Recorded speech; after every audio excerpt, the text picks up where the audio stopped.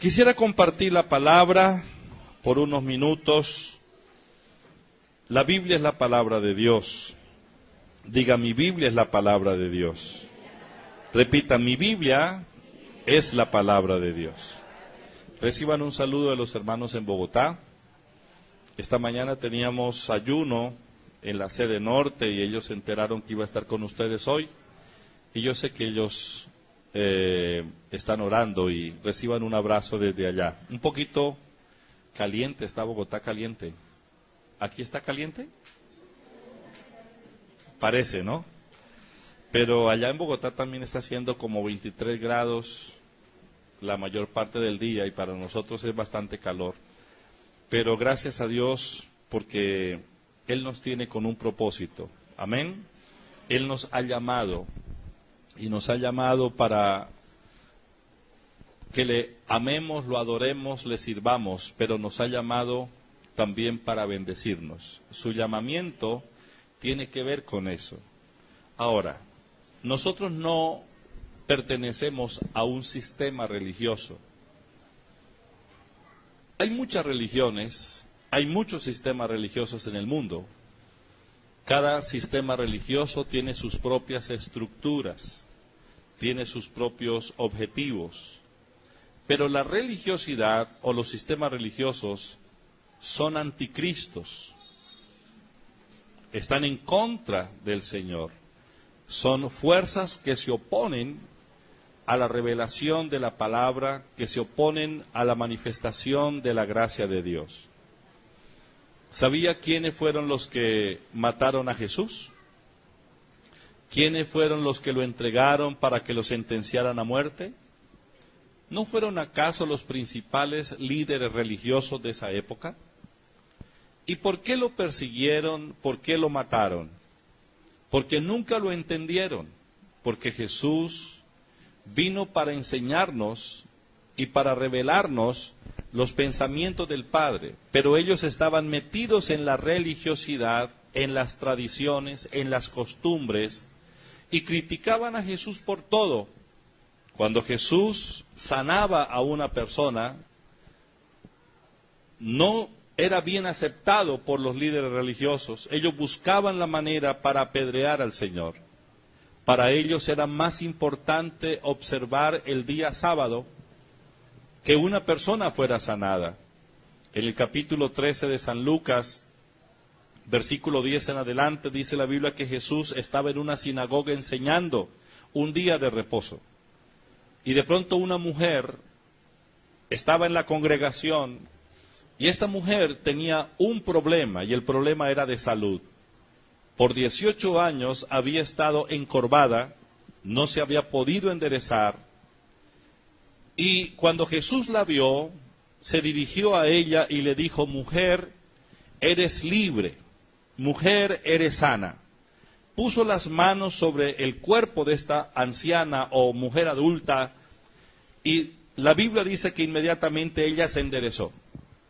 Cuando se enderezó, la reacción de los líderes y del principal de la sinagoga, dice la Biblia que se enojó con Jesús.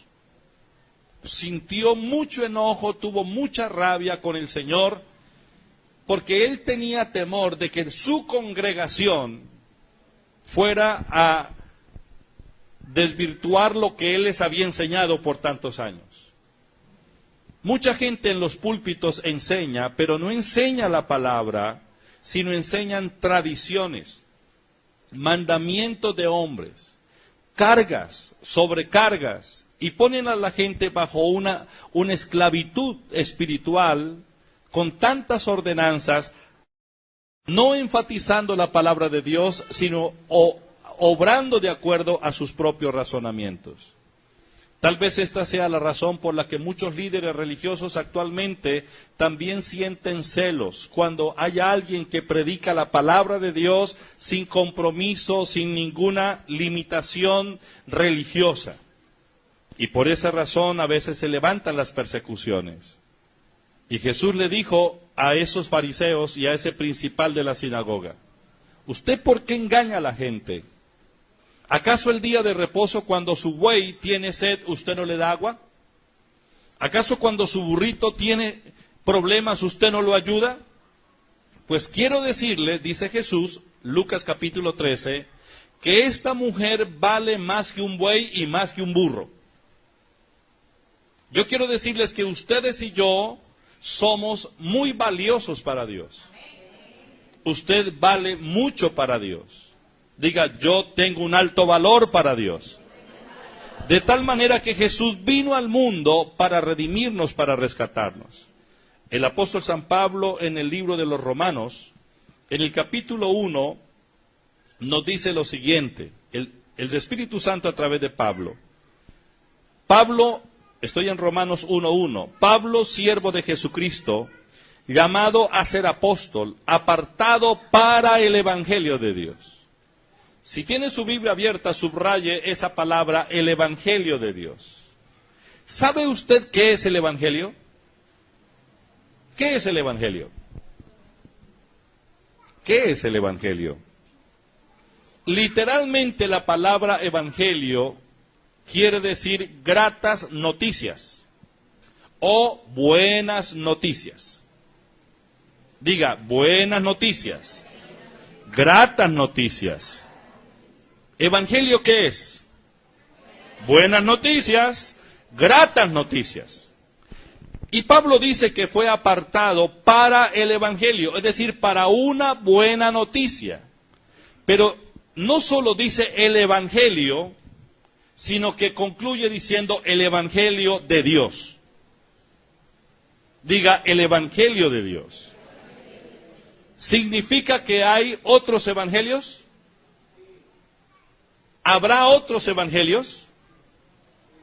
¿O no hay más evangelios sino el de Dios? ¿Habrán más evangelios? Sí, claro que sí. ¿Cómo puedo yo discernir cuál es el evangelio de Dios y cuál es el evangelio diferente? El apóstol Pablo habló del evangelio diferente en Gálatas capítulo 1, versículo 6 y versículo 8. Voy a tratar de avanzar lo más rápido posible, pero quiero darles esta palabra para que ustedes y yo la interioricemos. Gálatas capítulo 1, versículo 6 y versículo 8. Dice, estoy asombrado de que tan pronto os hayáis alejado del que os llamó por la gracia de Cristo para seguir un evangelio diferente. O sea que hay evangelios diferentes, hay mensajes diferentes, hay noticias diferentes al evangelio de Dios, a la noticia de Dios. Mire el versículo 8. Pero si aún nosotros o un ángel del cielo os anuncia un evangelio diferente del que os hemos anunciado, que sea maldito o que sea anatema. Si tiene Gálatas capítulo 1, léase el versículo 8. Pero si aún nosotros o un ángel del cielo os anuncia un evangelio diferente del que os hemos anunciado, sea anatema. Eso es, sea maldito. ¿Cómo podemos identificar el evangelio de Dios? Yo creo que ustedes y yo hemos estado en algún momento de nuestra vida cristiana preocupados por saber si estamos en la verdad o no estamos en la verdad. Yo acepté al Señor Jesucristo ya hace varios años. Era un adolescente cuando conocí el Evangelio, cuando acepté al Señor Jesucristo. Nunca olvidaré ese momento muy grato, sin haber sabido nada, pero el día que oí la palabra y la creí, eso fue en el año 1970. Muchos de ustedes no habían nacido. 9 de junio del año 70. Ese día yo oí el Evangelio, lo acepté, lo creí y recibí el gozo de mi salvación y comencé a ver la obra de Dios en mi vida, siendo yo un adolescente. Ver a estos jóvenes, a estos niños aquí, me agrada mucho, porque yo sé que son vidas que al conocer al Señor, Dios tiene propósitos con ellos y ellos serán gente tremenda dentro de pocos años, sirviendo y amando al Señor. Ahora, pero en los primeros meses de mi conversión, yo tuve dudas. Y una de las dudas que tenía era, ¿será que estoy en la religión verdadera? ¿O será que esta religión es falsa? No sé si alguna vez usted pensó eso. Parece que la mayoría de los cristianos somos atacados con ese espíritu de duda. Pero una de las preocupaciones es si estamos en la verdad o no. Ahora, ¿cómo sé que estoy profesando el Evangelio de Dios? ¿Cómo sé que lo que me han enseñado y lo que creo es el Evangelio de Dios? Y no es un evangelio diferente.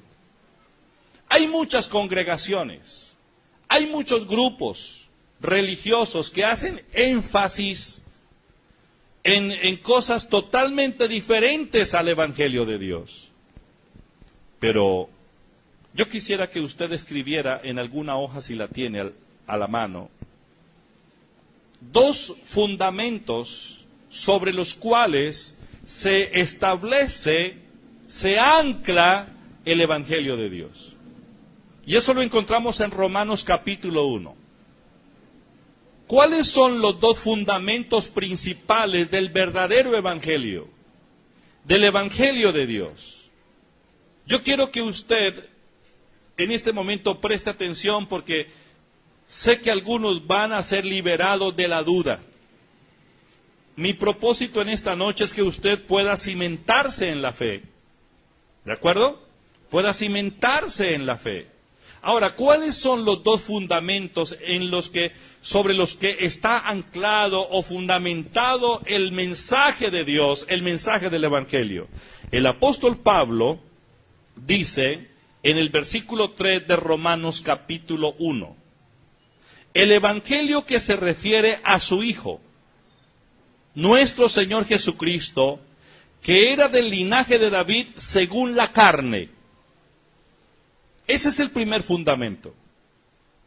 Si alguien niega que Jesús vino al mundo, niega que Él vino según la carne, Él es un engañador.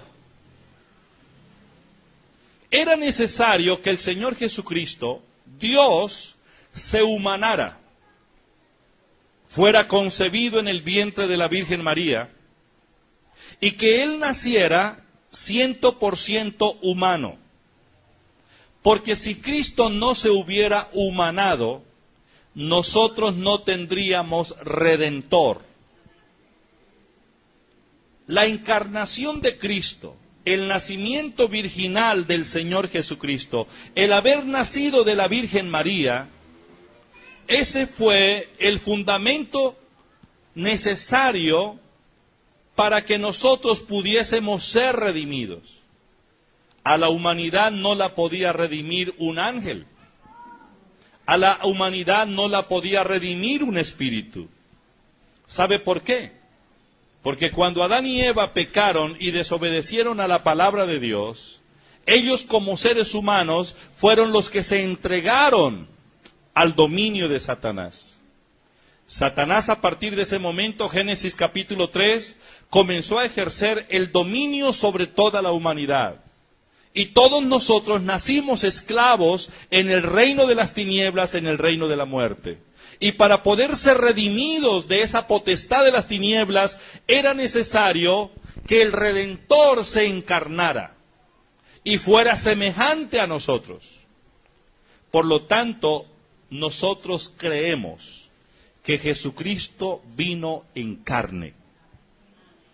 Hebreos capítulo 2, versículo 14, dice: así que por cuanto los hijos participaron de carne y sangre, Él también participó de lo mismo para destruir por medio de la muerte al que tenía el imperio de la muerte, esto es, al diablo.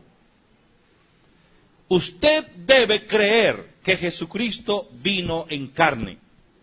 Usted debe creer que Jesucristo nació de la Virgen María. Usted debe creer que Jesucristo es 100% humano. No sé si me están entendiendo. Estamos aquí. Muy bien. Si dudo de esa verdad, estoy dudando de la redención. Jesucristo vino en carne. Ahora, hay muchos que andan enseñando lo contrario. Mire usted, segunda epístola del apóstol San Juan, versículo 7, segunda de Juan, a ver, ¿dónde está segunda de Juan? Versículo 7, dice, muchos engañadores han salido por el mundo, que no confiesan que Jesús o que Jesucristo ha venido en carne. Por favor, fíjense en esa escritura.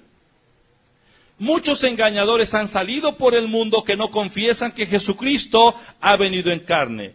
Quien esto hace es el engañador. Les estoy dando una pauta para que ustedes identifiquen quienes engañan, quienes predican doctrinas erróneas, para que no caigan en esa trampa.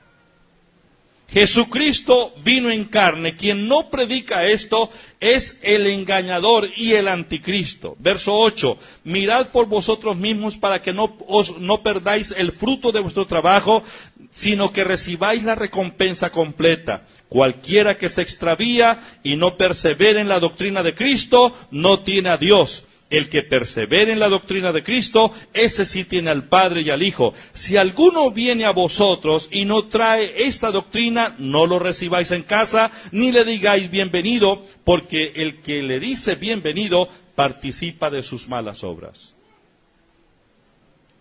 El Evangelio de Dios se fundamenta en la verdad de que Jesucristo vino en carne y que Él se humanó y fue semejante a nosotros aquí en esta tierra. Romanos capítulo 1, por favor. Romanos capítulo 1. En el verso 4 nos habla del segundo fundamento. Y el segundo fundamento tiene que ver con la muerte y resurrección de Cristo. ¿Sabía que hay sectas que niegan que Cristo resucitó? Otros dicen que no resucitó el cuerpo, sino que salió de la tumba fue un vapor o un espíritu. Ahora, la Biblia dice, si Cristo no resucitó, vana es nuestra fe. Si yo no creo en la resurrección de Cristo, no tengo fundamento para creer en la salvación, ni en la justificación, porque la salvación nuestra viene por la fe de Jesucristo y en el Cristo resucitado. Entonces, nosotros creemos en Dios, creador del cielo y de la tierra, de Jesucristo, su único Hijo, nuestro Señor, que fue concebido por obra y gracia del Espíritu Santo, que nació de una virgen, que murió y al tercer día resucitó y está sentado a la diestra de Dios Padre, a quien se le dio toda potestad en el cielo y en la tierra. Esos son los fundamentos del Evangelio. ¿De acuerdo? Muy bien, entonces, ¿cuáles son los fundamentos del Evangelio de Dios? Que Jesucristo vino en carne. 2, que Jesucristo murió, resucitó, ascendió al cielo y fue glorificado y vive para siempre. Jesucristo vive. Jesucristo está vivo. Esa es nuestra fe. Yo creo que Jesucristo resucitó y está vivo. Ahora, en Lucas capítulo 4, versículo 18, cuando el Señor Jesucristo comenzó su ministerio público, Él estaba en una sinagoga, y en esa sinagoga se le dio el libro para que leyera, y el libro que le dieron para leer era el libro de Isaías. La parte que él leyó está en el versículo 1 de Isaías, versículo 1 y 2, y aquí en Lucas capítulo 18, capítulo 4, versículo 18. ¿Qué fue lo que leyó Jesús? El Espíritu del Señor está sobre mí por cuanto me ha ungido para dar buenas nuevas. Mejor dicho, Dios me ungió para el Evangelio. Buenas nuevas es Evangelio. ¿De acuerdo? Buenas nuevas es noticia de Dios, grata noticia.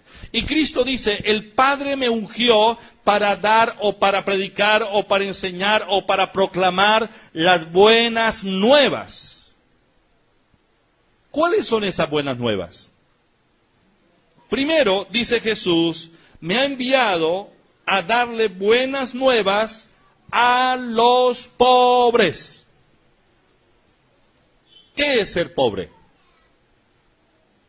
¿Quiénes son los pobres? ¿Qué es la pobreza? Porque el Evangelio está dirigido hacia los pobres. Si usted nota en los Evangelios, gran parte del tiempo del Señor Jesucristo en su ministerio aquí en la tierra se lo dedicó a los pobres. ¿Sabía eso?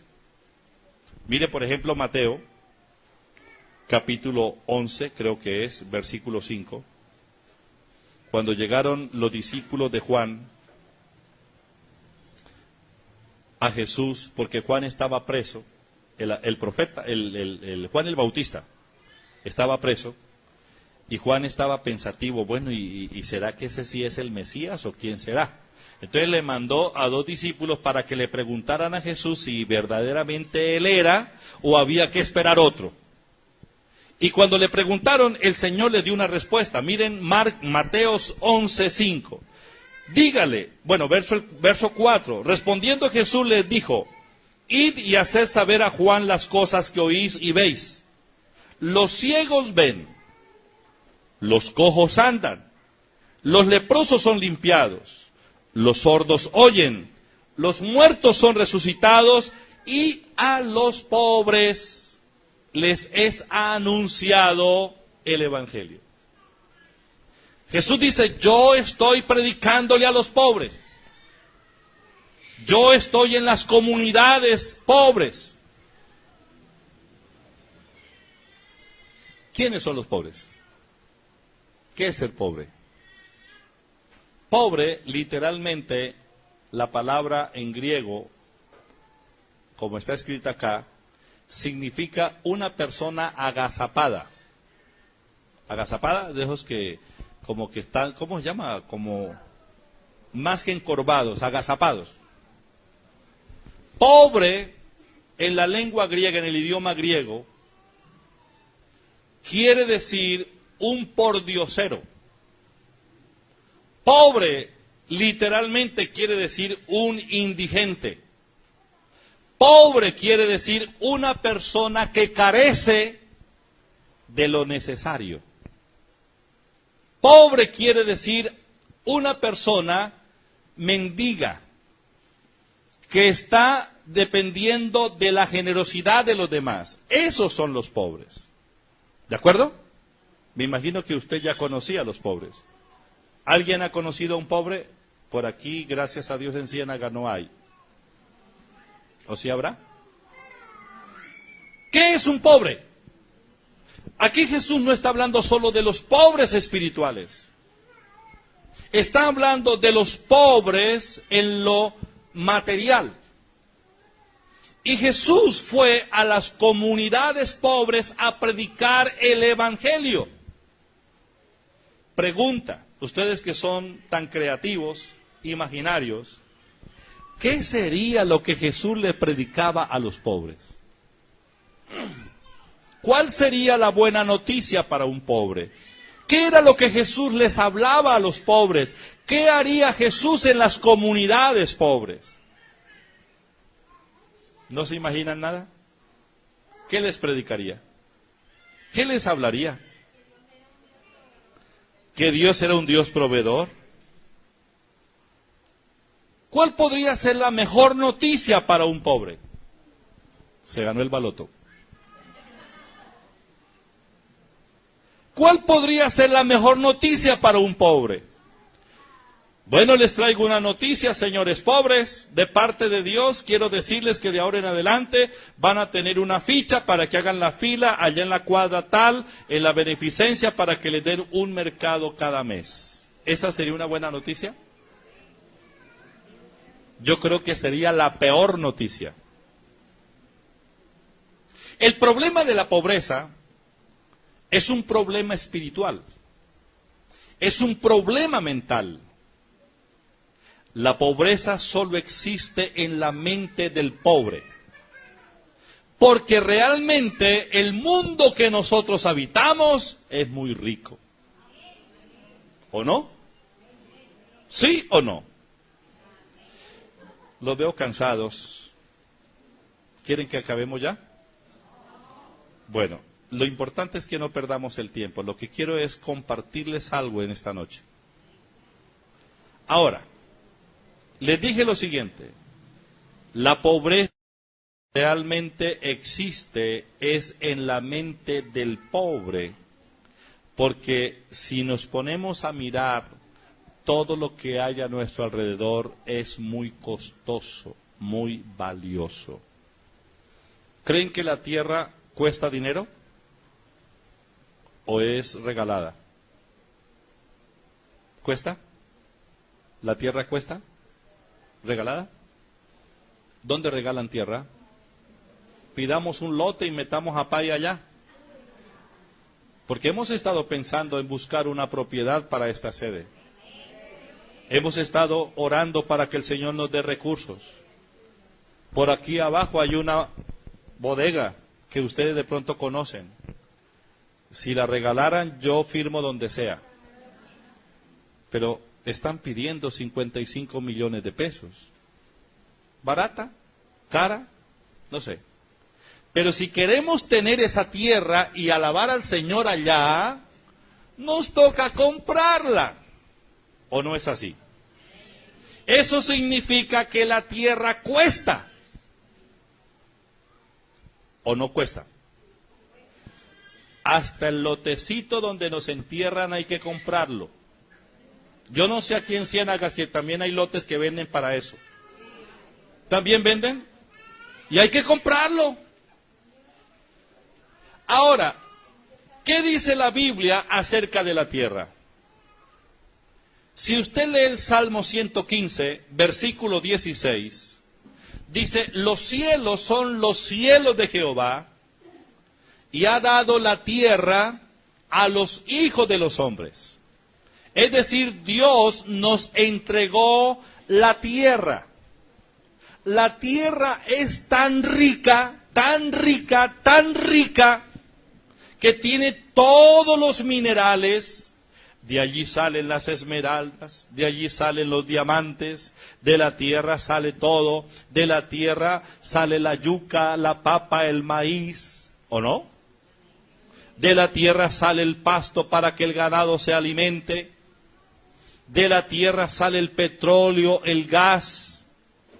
¿No es así? La tierra es demasiadamente rica. Dios la hizo y le ordenó que produjera todos los días. ¿Cuántos miles de años hace que la tierra fue creada? Y desde el día que la tierra fue creada y ordenada por Dios, no ha dejado de producir.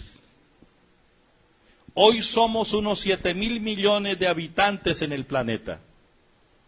Y por lo menos, en promedio, comemos 3 veces al día. ¿O no? ¿O no? O a veces 4. A veces 5, porque desayuno, la 9:30, el almuerzo, a las 11, la comida y el algo antes de acostarse. Pero pensemos que en promedio comemos 3 veces al día. 7.000 millones, multiplíquelo por 3 raciones diarias, sería 21.000 millones de platos de comida. Y todavía hay bodegas llenas de yuca, maíz, papa, frijol y de todo. ¿O no es así? ¿Y de dónde sale todo eso? De la tierra. La herencia de Dios para nosotros es la tierra. Lo que pasa es que el pobre no ha valorado realmente el potencial y la bendición que Dios le ha dado. Entonces, para el pobre es más fácil alegar, hacer paros, tirar piedra y solicitar que me ayuden, que me ayuden, que me ayuden, que me ayuden. Yo quiero decirles que el Señor Jesucristo hizo obra social, pero no la hizo todos los días. En una ocasión habían 5,000 hombres, sin contar mujeres y niños, y tenían hambre, y el Señor multiplicó peces y panes, y todos se saciaron y comieron. ¿Se acuerdan de eso o no? Eso está en los evangelios. Pero ¿Jesús todos los días multiplicaba peces y panes? No. Un día les llamó la atención porque era que la gente corría donde él estaba, cruzaba ríos, nadaba, se metía en la canoa, como fuera, y llegaba donde estaba el Señor. Y en San Juan capítulo 6 un día les llamó la atención, les dijo, mire, ustedes me siguen no porque creen en mí, sino porque quieren comer gratis. ¿Se acuerdan de ese pasaje? Si realmente ustedes quieren vivir, crean en mí. Pero ustedes me siguen por la comida que perece. Y dice que en aquella ocasión se le fueron todos, la congregación se le fue. Solo se quedaron los discípulos. Porque la gente quería solo la ayuda. Si usted comparte el pan con el hambriento, hace una buena obra. El hambriento se come el pan, pero si él no se responsabiliza para ser productivo, mañana tendrá también hambre y buscará que le regalen otro pan. Todo lo que nos regalan a veces no lo valoramos. ¿De acuerdo? No lo valoramos. Entonces el problema no es la carencia, sino el problema es la mentalidad. La pobreza es una maldición. Diga, la pobreza es una maldición. Repítalo, la pobreza es una maldición. Espero que con estas palabras no se ofenda, sino reaccione. Porque a veces pensamos que la pobreza es lo que Dios me dio, y la pobreza la recibimos como la obra de Dios en nuestra vida, pero no, la pobreza es una maldición. La pobreza no viene de Dios. La pobreza, dice en el libro de los Proverbios, es como un gigante, es como un maligno gigante. Y yo tengo que atacar ese espíritu de pobreza en el nombre de Jesucristo. En el nombre de Jesucristo. En el nombre de Jesucristo. Ahora, la pobreza es una maldición. El Evangelio del Señor Jesucristo no consiste en que el pobre aprenda a depender de los demás. El Evangelio del Señor Jesucristo es ese mensaje que le dice al pobre, pobre, usted ha estado bajo esa opresión de maldición, de escasez, pero a partir de hoy ya eres libre. A partir de hoy eres libre de la pobreza. A partir de hoy, dice Jesucristo, la noticia es que ya no tiene por qué seguir siendo pobre. A partir de hoy puede cambiar su destino, puede cambiar su calidad de vida. ¿Por qué? ¿Por qué? ¿Por qué? Porque Cristo vino para redimirnos de las maldiciones. Y si la pobreza es una maldición, Cristo me redimió de la maldición. Léase Gálatas capítulo 3, versículo 13. Gálatas capítulo 3, versículo 13. Dice, Cristo nos redimió de la maldición de la ley, hecho por nosotros maldición, porque escrito está, maldito todo aquel que es colgado en un madero. Ahora, léase 2 de Corintios capítulo 9, capítulo 8, versículo 9. Segunda de Corintios, capítulo 8, versículo 9, dice, porque ya conocéis la gracia de nuestro Señor Jesucristo, que por amor a vosotros se hizo pobre. ¿A qué pobreza se refiere ahí? ¿Material o espiritual? Léase Segunda de Corintios 8, 9. Porque ya conocéis la gracia de nuestro Señor Jesucristo, que por amor a vosotros se hizo pobre. ¿Cristo fue un pobre espiritual? ¿Cristo fue un pobre espiritual? No. Un pobre espiritual no le abre los ojos al ciego. Un pobre espiritual no levanta muertos. Un pobre espiritual no puede sanar leprosos. Jesucristo sí lo hizo. Pero Jesucristo se hizo pobre en las cosas materiales. Él no vivió la extrema pobreza, pero sí aceptó las limitaciones de las cosas materiales. Paréntesis. No lo hizo para que lo tomáramos como una referencia, no lo hizo a manera de apología, a diferencia del Papa actual. El Papa actual está haciendo una apología de la pobreza.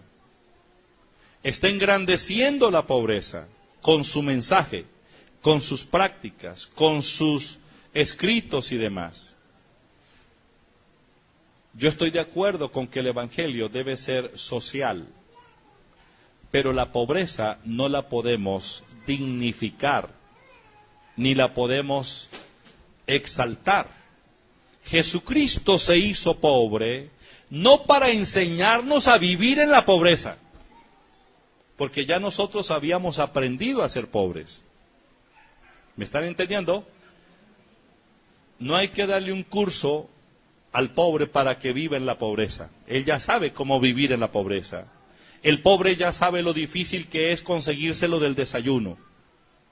El pobre ya sabe lo difícil que es pagar los servicios públicos, si es que los tiene. El pobre sabe lo difícil que es traer el mercado, o pagar la educación de sus hijos, o comprar la ropa. Ya aprendimos la lección. Cristo no vino a enseñarnos a vivir en la pobreza. Él se hizo pobre, no para enseñarme a mí la pobreza. Se hizo pobre para poderme liberar de la pobreza. Este versículo ya terminamos. ¿Qué dice? Veo que carecemos de Biblias acá. Una cosa que usted debe hacer y propóngaselo es comprar una Biblia lo más pronto posible. Porque la Biblia es la palabra de Dios. Usted no tendrá un nivel de fe grande, a menos que crea la palabra de Dios. ¿Me están entendiendo? ¿Me están entendiendo? No podemos esperar un nivel de fe aparte de la palabra. Yo les aconsejo que compren una Biblia, la lean, crean esa palabra, declaren esa palabra y verán los cambios en su vida. Ahora, 2 Corintios 8:9, por favor, dice: ya conocéis la gracia de nuestro Señor Jesucristo, que por amor a vosotros se hizo pobre siendo rico, para que vosotros con su pobreza fueseis enriquecidos. En la mente de Dios está el pensamiento de que nosotros no tenemos por qué carecer de nada bueno para vivir. La voluntad de Dios es que tengamos abundancia de las mejores cosas, que comamos bien, que vistamos bien, que vivamos como Dios quiere que vivamos. Dios no se enoja si usted tiene un traje nuevo cada mes.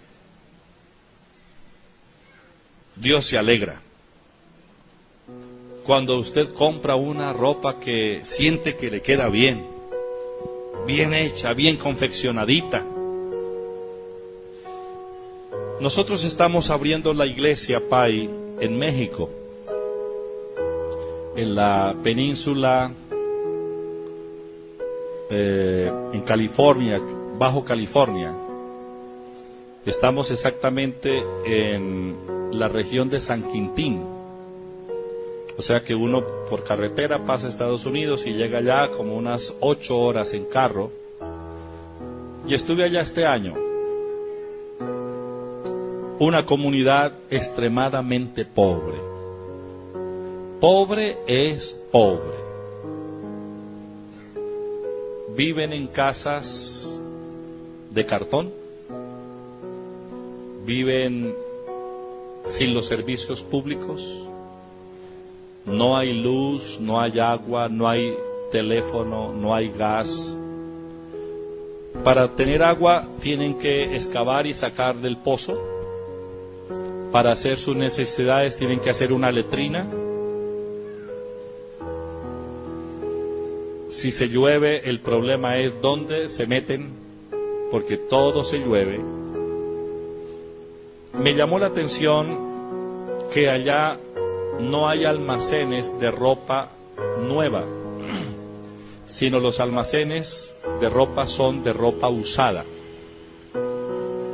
Y piensan que allá una persona no merece tener un traje nuevo, una camisa nueva. Mire, siglo XXI, año 2013, no les estoy mintiendo, esa es la realidad que se vive en ese lugar. Una noche estaba predicando y quería orar sin conocer realmente la situación, porque llegué ya en la noche, estaba muy oscuro, me metieron por allá donde había un lugar y ahí predicamos, y me dio por invitar a los hermanos y les dije, yo quiero orar por ustedes, si me lo permiten, para que Dios prospere sus vidas. Si alguien tiene necesidad económica, pase al frente. ¿Sabe cuántos pasaron? Había un grupo grande, 3 veces más que nosotros. ¿Cuántos cree que pasaron al frente? ¿Todos? Pasaron 2 personas. 2 personas. Me sorprendió. Dije, qué pena, yo que estoy hablando, aquí no necesitan nada. ¿Por qué estoy aquí? Nunca supe por qué no pasaron. Al otro día me fui a visitar casas impresionante. Familias con potencial. Personas con capacidades. Saben hacer cosas, como por ejemplo el pan. Hornos de leña, ¿sí? Gente creativa haciendo panes exquisitos, pero en medio de un basurero impresionante. Me acuerdo de la casa de un panadero, que dentro de la casa había un caminito para llegar a la alcoba, un caminito para llegar a la cocina, estando todo junto. Pero alrededor del caminito, zapatos viejos, chancletas viejas, basura, vuelto nada. Y el horno donde hacen el pan y el mesón donde amasan el pan, en medio del basurero. ¿Sabe? La pobreza es un espíritu. Yo dije, con la capacidad que este hombre tiene, con lo que sabe de panadería, debería tener viviendo su familia en un mejor estado. Pero me pregunté, ¿por qué razón y cuánto hará que no barre en esta casa? Ya se imagina usted el olor que puede salir de una habitación sin asear. Un espíritu de pobreza impresionante. No los estoy criticando. Y tenemos el reto como Iglesia Pai de levantar a esa gente, de mostrarles el camino y decirles que se puede vivir mejor. Ahora, la cuestión está en que esa región no es un desierto. La fruta que exporta México a los Estados Unidos, a California, sale de ahí. Hay unos cultivos impresionantes de mora y muchas otras frutas. Es una industria. La casa de los terratenientes o de los dueños está en el mejor sitio, con vigilancia, antena, satelital, aire acondicionado, todo. Pero los jornaleros que trabajan a cualquier precio el día, que hacen producir la tierra, no tienen ni siquiera lo mínimo para vivir bien. ¿Por qué somos así? Por la mentalidad. Usted tiene muchas capacidades, hermana y hermano. Usted sabe hacer muchas cosas valiosas. Lo que pasa es que usted no ha creído en la capacidad que Dios le ha dado. Y usted se ha resignado muchas veces a vivir como una mujer o un hombre perdedor. Como un hombre amargado y dependiente porque no le dan la ayuda que usted necesita. Pero aquí no estamos para ser mendigos. Llegó la hora para levantarnos y dejar que el poder del Evangelio obre en nosotros, cambiando nuestra mentalidad y comenzando a ser productivos para la gloria de Dios. Yo sé que sus hijos irán a las mejores universidades. Usted dirá, ni forma, si yo no tengo ni sueldo. Yo veo esta generación, estos niños, los veo en 10, 15 años adelante si el Señor no ha venido. Y yo sé que usted tendrá el deleite, el gozo de decir, mis hijos son gente de bien, bien educados, profesionales, gente correcta, bendecida. ¿De dónde vendrá nuestro recurso? Cristo nos redimió de la maldición de la pobreza. Y lo que Cristo le predicaba a los pobres es: pobre, ahora ya puede dejar de ser pobre. Yo quiero que usted sea prosperado en todas las cosas. Mire rápidamente la voluntad de Dios en Deuteronomio capítulo 8. Me despido más que payaso de circo, ¿no? Hace rato le estoy diciendo que ya voy a acabar, pero ya casi acabo, tranquilos. Es para que estén tranquilos. Deuteronomio capítulo 8. Versículo 7, no sé si alguien quiere agarrar esta palabra. Yo les dije hace un momento que Dios no se enoja cuando sus hijos prosperan. La riqueza no es la causa de la perdición. La pobreza no es la razón para ser salvo. Eso nos enseñó la religión. Entre más pobres, mayor gozo tendrá en el cielo. Pero no es así. Cristo nunca rechazó a los ricos, tampoco rechazó a los pobres. ¿De acuerdo? Cuando usted tenga lo que necesita para vivir bien y que su familia tenga la estabilidad y usted pueda caminar con la frente levantada, erguido, dando gloria a Dios, estará cumpliendo ese propósito. Deuteronomio capítulo 8, versículo 7. Porque Jehová tu Dios te introduce en la buena tierra. Léalo conmigo, diga en la buena tierra. Repítalo, en la buena tierra. Tierra de arroyos, de aguas, de montes, tierra de trigo y cebada, de vides, higueras y granados, tierra de olivos, de aceite y de miel, tierra en la cual no comerás el pan con escasez y donde no te faltará nada, tierra cuyas piedras son de hierro y de cuyos montes sacará cobre. Allí comerás y te saciarás y bendecirás a Jehová tu Dios por la buena tierra que te habrá dado. Léase Isaías 23, 18. Isaías 23, 18 dice: porque sus negocios y ganancias serán consagrados a Jehová. No se guardarán ni se atesorarán, porque sus ganancias serán para los que estén delante de Jehová, para que coman hasta saciarse y vistan espléndidamente. ¿Les gusta ese versículo? ¿Les gusta ese versículo? ¿Les gusta ese versículo? ¿Será que Dios se enoja si compramos una blusa de la última colección? ¿Les gusta esas? ¿De la última colección? ¿Sí les gusta? ¿Será que el Señor se enoja si usted compra una camisa de la última colección? ¿Será que Dios se enoja? ¿Han oído que hay muchos grupos cristianos que critican a los hermanos y le dicen: uy, usted está en pecado? ¿Por qué? ¿No ve cómo viste que está en la moda?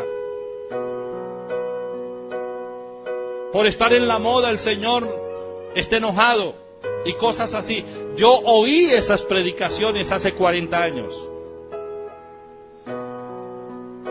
Yo recorrí muchos pueblos en esa época de por acá. Y yo sé la mentalidad de muchos grupos evangélicos. Pero le digo una cosa, Dios no se enoja si usted prospera. ¿Le dije Deuteronomios qué? ¿No le di la cita? ¿Deuteronomio qué?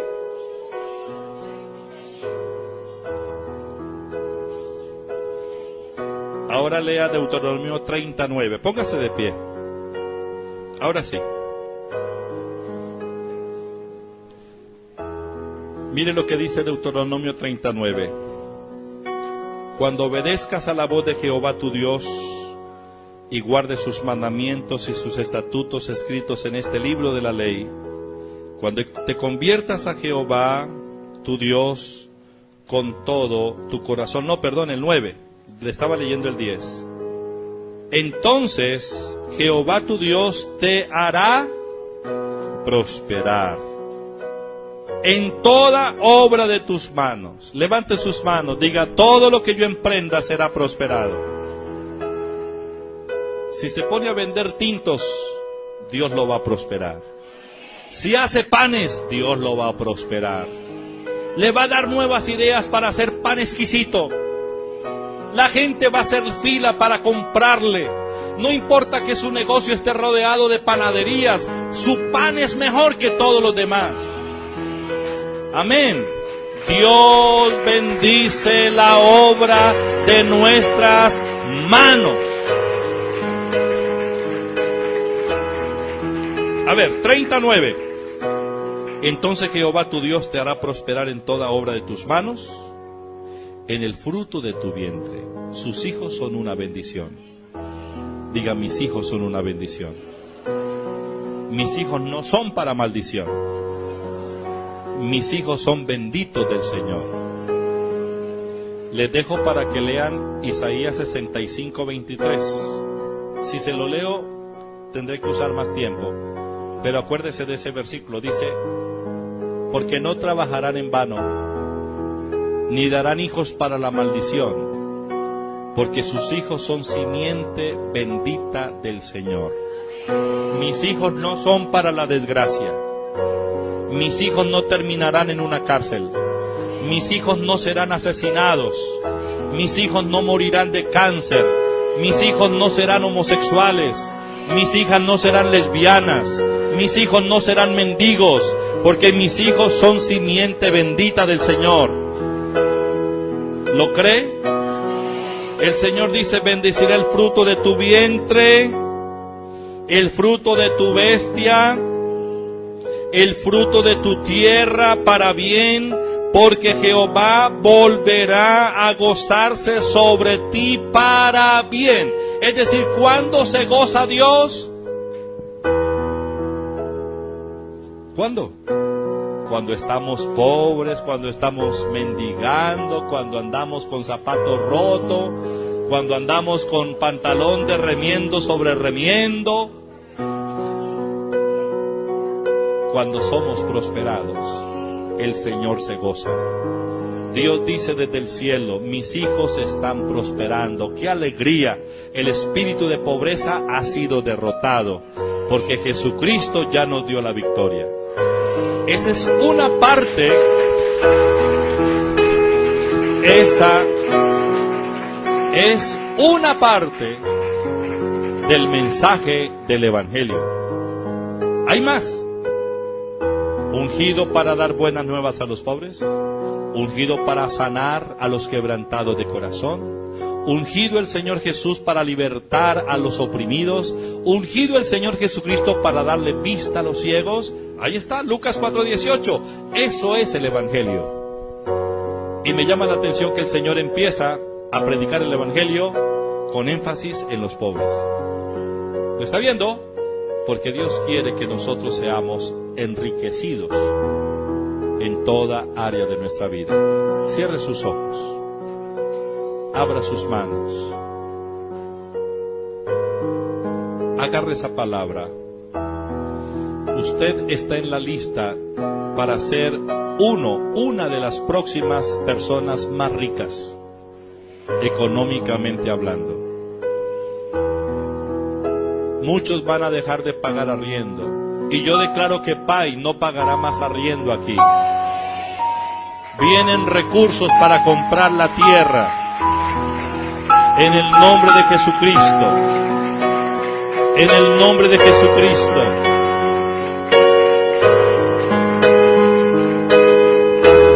Si tendremos título de propiedad de la tierra como iglesia, ustedes como miembros de la iglesia también tendrán títulos de propiedad de viviendas, de negocios. Dios es todo suficiente y Él quiere lo mejor. Cierre sus ojos, alabe al Señor. Tal vez alguien está pasando por una crisis financiera. Alguien ha perdido su trabajo recientemente. Tal vez alguien no tiene cómo pagar las deudas y lo están acosando. Tal vez alguien tiene su corazón cargado y amargado por la situación en que está viviendo. Alguna mujer está pensando en separarse de su marido por causa de la situación financiera que están viviendo. Pero yo les digo en esta noche, el Evangelio es la buena noticia, el Evangelio es poder de Dios, el Evangelio, el mensaje de Dios para nosotros tiene que ver con la liberación financiera. Comprometámonos todos a declarar liberación financiera sobre PAI. Llamemos los recursos del norte, del sur, del oriente, del occidente. Dios nos va a sorprender con tremendas cosas. Vendrán buenas noticias. Vendrán buenas noticias. Vendrán buenas noticias. Seremos sorprendidos. Dios es grande. Dios todo lo puede. Señor, gracias. Señor, gracias. Bendigo cada familia en esta noche. Gracias, Señor, por tu presencia. Gracias, Señor. Levante sus manos, alaba al Señor. Abro mis labios en adoración. Gloria a Dios. Levanta tus manos. Redentor, Dios es bueno, su presencia está aquí. Dios, tu Ahí hay el rema de Dios para ti en esta mañana especial, en esta noche especial. hoy me postro. Honralo, exáltalo,